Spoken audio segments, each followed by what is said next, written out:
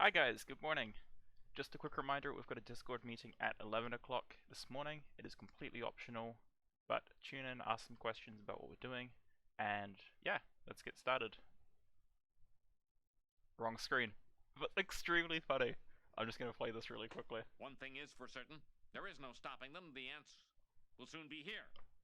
And I, for one, welcome our new insect overlords.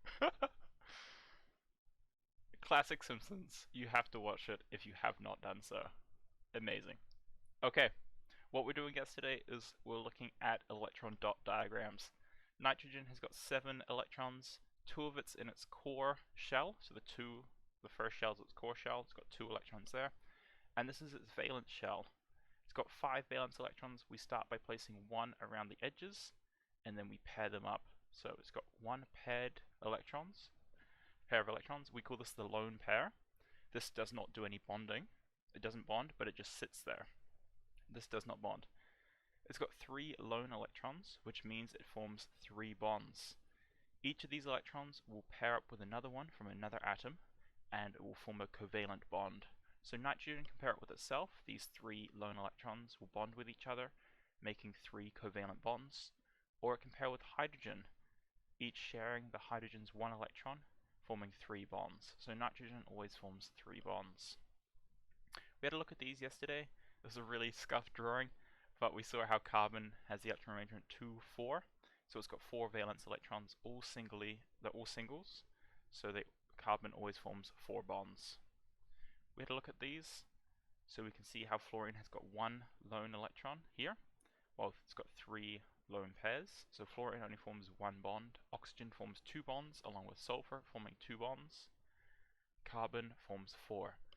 Because carbon forms 4 bonds, it can bond in so many different ways and arrangements, meaning it can form so many different molecules, which is the basis of life.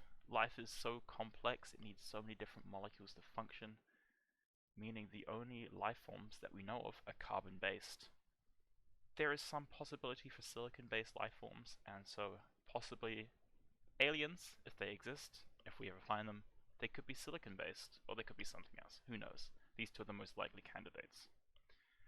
We looked at octets, saying they want to have a full valence shell. Of course, atoms don't want anything, it's just most stable. And yeah, they bond in such a way that lets them have 8 electrons in their valence shell. Doesn't matter if the electrons are shared or not, and this is the octet rule. We'd look at this.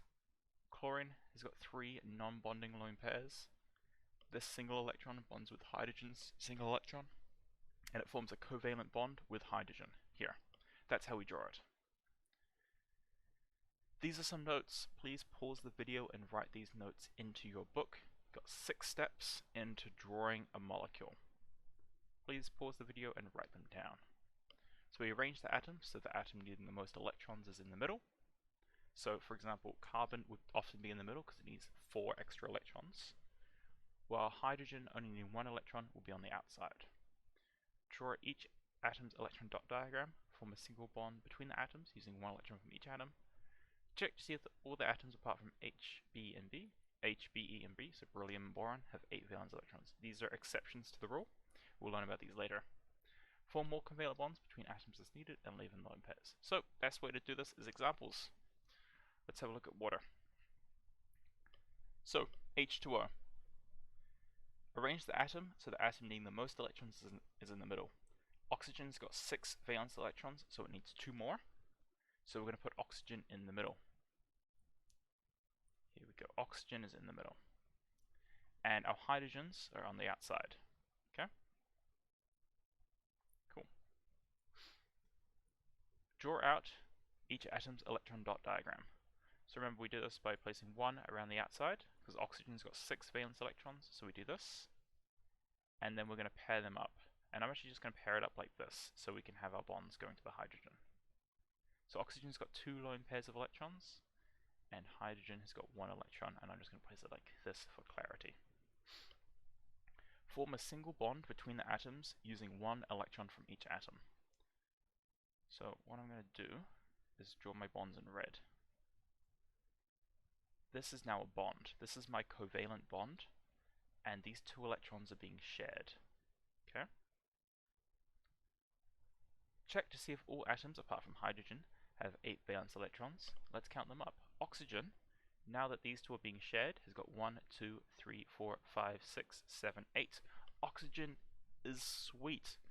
It has 8 valence electrons in its outer shell because it's sharing these, so it's now stable. Hydrogen is good with 2 because 2 electrons fills up hydrogen's outer shell. It can only have 2 in the first shell. So this is what water looks like. This is what we call the Lewis diagram for water. Cool, let's try some more. N2. We actually saw this before, but we can draw it out again. Color is black. We've got 2 nitrogens. There's no middle atom because it's just 2 molecules. And nitrogen's got 5 valence electrons. So let's draw these out. And I'm actually just going to put my lone pairs here for now, on the outside, for better visibility. Cool, so those are our lone electrons. And what we're going to do is form 3 bonds, form 1 bond. Let's count up 1, 2, 3, 4, 5, 6. Not enough, nitrogen needs 8. So we're going to form a second bond and a third bond. That's 3 bonds between the nitrogens, and 1, 2, 3, 4, 5, 6, 7, 8 electrons around this one, and 8 electrons around this one. It's a pretty weird image, so you can just redraw this. Once you know what it's going to be like, 3 bonds between the nitrogens. No, I don't want to save it. New, don't save. We are going to... We can just go like this. Have 3 bonds between it now. You don't have to change colors, I'm just doing it to show the bonds. And then, very important, we have our 2 lone pairs out here. So nitrogen's triple bonded, so it's very strong. It's hard to break nitrogen atoms apart in the air, nitrogen gas. Next one, CO2. Carbon has 4 electrons, so it needs 4 more. Oxygen's got 6 electrons on its outer shell, so it needs 2 more, meaning carbon goes in the middle. And yeah, when you've got 2 atoms and 1 atom here, the single atom usually goes in the middle. So let's try that. Put carbon in the middle, followed by oxygen and an oxygen.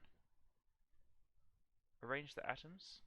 Draw out electron dot diagrams for each one. Let's do this.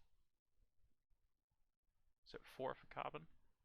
I've got 1, 2, and then oxygen's got 2 pairs.